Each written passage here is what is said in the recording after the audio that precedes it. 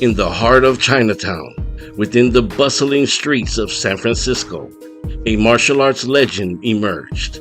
This is the story of Zhu Leong, also known as Jimmy Ming Zhu, a man whose life was a blend of martial prowess, community leadership, and a deep-rooted dedication to the ancient art of hungsing Choy Fut.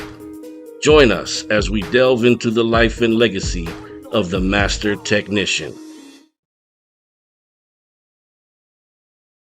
Born in 1927, the young Jimmy Ming Zhu's journey began in the Huiping region of Guangdong, China. But in 1939, fate would take him across the seas to the land of opportunity. On June 30th, 1939, the Zhu family set sail from Hong Kong aboard the President Cleveland, embarking on a voyage that would change their lives forever.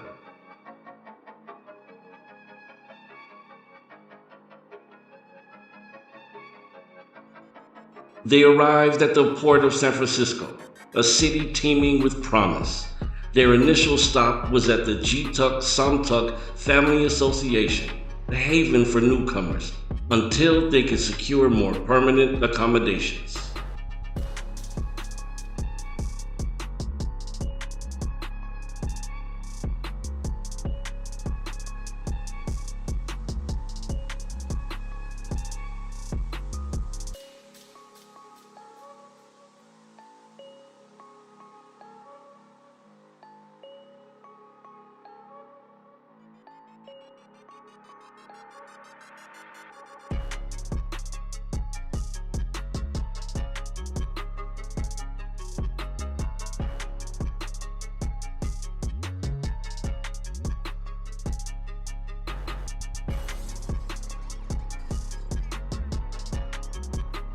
It was here, in the heart of Chinatown, that the young Jimmy's fascination with the martial arts was reignited.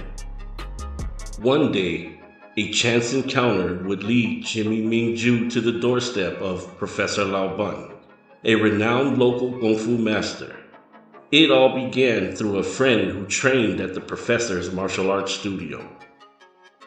The young Jimmy's relentless curiosity and eagerness to learn eventually paid off when his friend introduced him to the professor.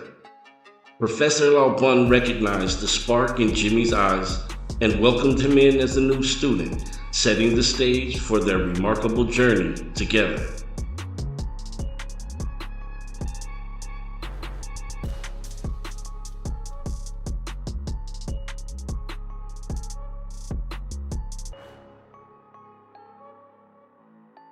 From the very beginning, the young Jimmy felt an affinity for the great victory Choy Fut system that Professor Lao Bun taught.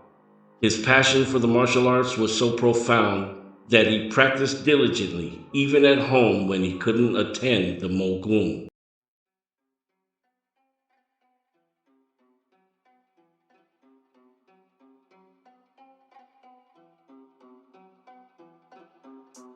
In the 1940s, the world was engulfed in the flames of World War II, and young Jimmy Ming Zhu found himself far from home, enlisted in the Army Air Corps between 1941 and 1945. It was during his military service that he forged bonds and friendships that transcended cultural barriers. One day, a fellow soldier, a sturdy Caucasian comrade, discovered Jimmy's proficiency in Chinese martial arts. However, influenced by his size and American perspective, he doubted whether Jimmy's Kung Fu could hold its ground. With the typical American mindset, he proposed a simple exhibition, eager to validate his skepticism. As the story unfolds, we witness the remarkable journey of Zhu Leong, a master of the hungsing Choy Fut system who left an indelible mark on the world of martial arts and beyond. In a moment that defied expectations, Zhu Leong's prowess in hungsing Choy Fut astonished even the most formidable of adversaries. This encounter transformed the doubting soldier into a fervent advocate of the effectiveness of hungsing Choy Fut's techniques, forging an enduring friendship rooted in shared experiences.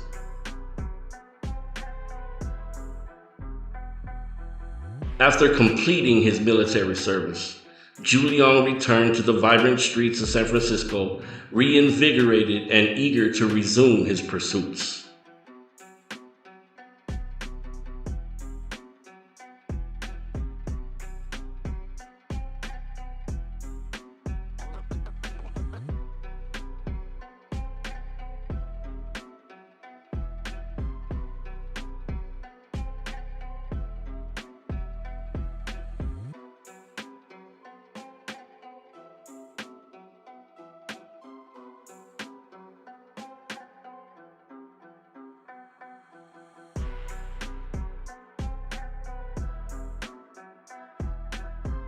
Back in San Francisco, Zhu Liang found himself working as a waiter aboard the prestigious American President ocean liners, famed for their voyages to the Hawaiian Islands during the 1950s.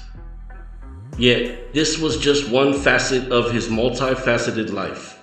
He also owned a tobacco shop and worked as a bartender at the renowned Buddha Bar in Chinatown. In the years spanning from 1939 to 1959, Chinese martial arts remained largely concealed in the United States. Masters like Professor Lao Bun guarded their self-defense techniques, fearing that they might be misused by outsiders. But for lucky tourists, witnessing a lion dance or a kung fu demonstration was a rare treat. Zhu Liang, however, found joy in public demonstrations at the Great Victory School, gaining recognition for his mastery of the five-animal internal form.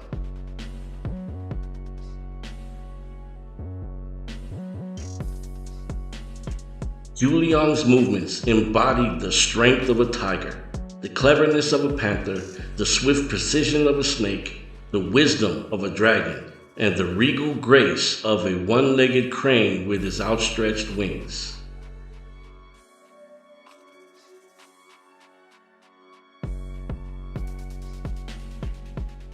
In the early 1960s, Zhu Liang received numerous requests to teach Kung Fu at the Ji-Tuk Sam-Tuk Family Association on Waverly Street in San Francisco's Chinatown, becoming the association's chief Kung Fu instructor and accepting students, regardless of their ethnicity, who were serious about learning the martial art. His approach was less strict than Professor Lao Bun's, but entry into the Great Victory School remained largely by reference only.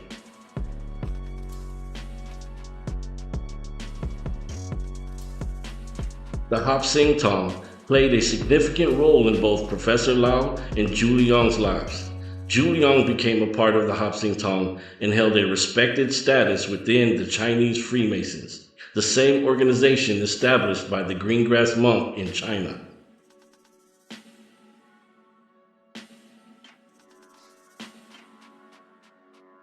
In 1967, following the passing of Professor Lao Bun, Zhu Liang assumed leadership of the Great Victory School, becoming the first successor of the USA branch and preserving Professor Lao's legacy.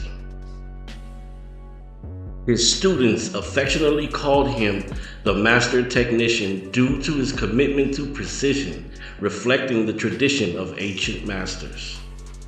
Zhu Liang's legacy lives on, a testament to the enduring power of martial arts and the indomitable spirit of those who dedicate their lives to its practice.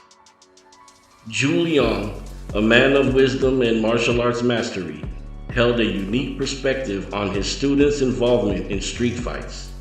While he discouraged such encounters, he understood the desire of young individuals to test their skills in the real world. He recognized that true proficiency in combat often required first-hand experience. Even as he admonished them, he took pride in the valuable lessons they gained from these encounters, emphasizing the importance of avoiding fights whenever possible. The American Great Victory School stood as a bastion of prestige in Chinatown, known as the earliest and most venerable Kung Fu school. In the past, martial art masters seeking to establish themselves in the Bay Area sought the authorization of Professor Lau as a tradition passed down from China. With his succession to the American Great Victory School, Zhu Liang earned the same reverence and admiration previously reserved for Professor Lau. Zhu Liang's life primarily revolved around Chinatown and his deep involvement within the Chinese community. Beyond his martial arts expertise, he played multifaceted roles, owning a cigar shop, tending bar, and holding a senior position within the Chinese Freemasons, aka the Hong Moon Qigong Zhongtong in San Francisco. He also excelled as an herbalist, crafting Ditajiao medicine renowned for its efficacy, often offering it freely to those in need. Throughout his martial arts journey, Zhu Liang mentored numerous skilled martial artists, guiding them to become policemen, city workers, and business owners. Notably, former students like Tenny Lee and Dino Salvatierra ventured out to establish their own branches of the Great Victory School in the San Francisco Bay Area.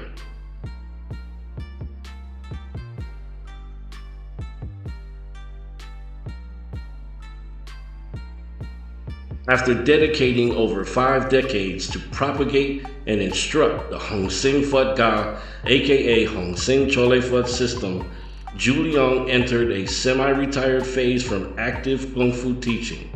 With the assistance of a devoted former student, Adeline Louis, he designated Dino Salvatierra to oversee the affairs of the American Great Victory School. Master Dino Salvatierra, chosen for his active teaching role and large student base, was entrusted with this responsibility. Professor Zhu Liang's decision was formalized in the Chinese newspaper, solidifying Master Dino's role as the custodian of the Great Victory School affairs. Despite his new leadership position, Master Dino always sought Professor Zhu's guidance and approval on key decisions out of deep respect for his teacher. In 1995, after dedicating more than 85% of his life to the path of martial arts, Professor Zhu Liang officially retired, passing the destiny of the Great Victory School in America to Dino Salvatierra.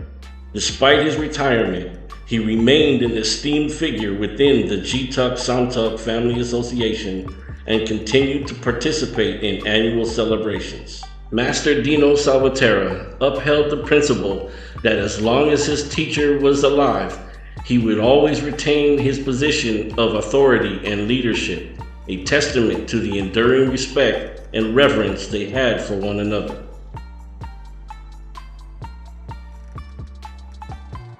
In the year 2010, the martial arts world and the heart of Chinatown grew quieter as they mourned the peaceful departure of Professor Zhu Liang, known as the Master Technician and affectionately as the Man. He passed away in his cherished Chinatown residence, having reached the age of 83. His passing sent ripples through both the Chinese community and the martial arts community as well, leaving a profound impact on all who had the privilege of knowing him. Despite his humble demeanor and very few words, he forged countless connections and left an indelible mark on those fortunate enough to cross his path. Professor Zhu Liang's legacy transcends his identity as a Kung Fu practitioner, encompassing a multifaceted presence that will be forever remembered. Zhu Liang is survived by his loving wife, children, and grandchildren. Many from his friends, family, students, and grandstudents came to pay their last respects to one of the most integral figures in the American Hungsing Gun, aka the American Great Victory School. He was not only a stalwart pillar in the Chinese community, a World War II veteran, a devoted grandfather, and an exceptional teacher, but also a beloved presence who touched the lives of many. At Zhu Liang's funeral, even the dragonhead of the Chinese Freemasons presided over a traditional Chinese Masonic funeral ceremony, a fitting tribute to a man who played such a significant role within the organization. Today, Professor Leong rests in eternal peace in a Chinese cemetery in Daly City, California, a place where his legacy continues to resonate and his memory lives on.